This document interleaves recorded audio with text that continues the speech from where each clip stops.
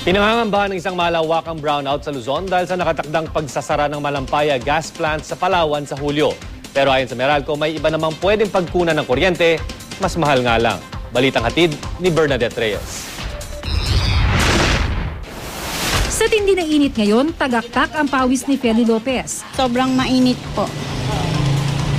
Tsaka hindi ka na po makakatinda. Kasi?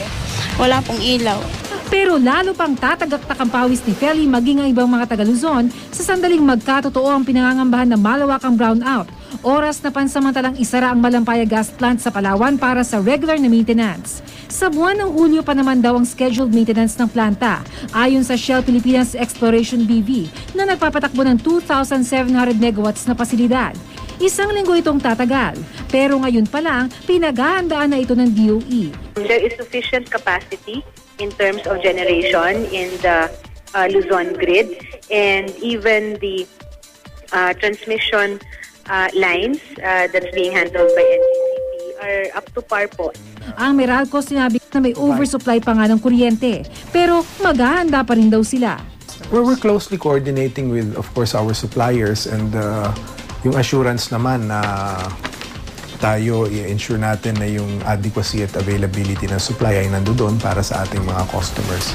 Yun namang mga plantang maapektuhan, malamang gumamit ng ibang source ng fuel to make sure na merong adequacy of supply.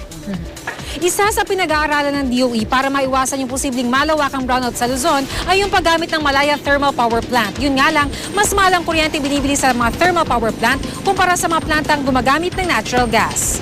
Oktubre 2011, sumailalim din sa maintenance ang Malampaya plant. Pero walang nangyaring malawakang brownout.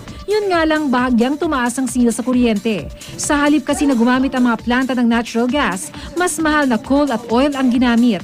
Sabi rin na Meralco, posible ring maapektuhan ang singil sa kuryente sa pansamantalang pagsara ng planta.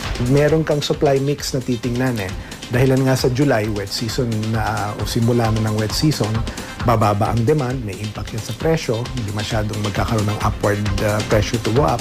At the same time, yung mga hydroelectric plants will run at a better capacity. Bernadette Reyes, GMA News.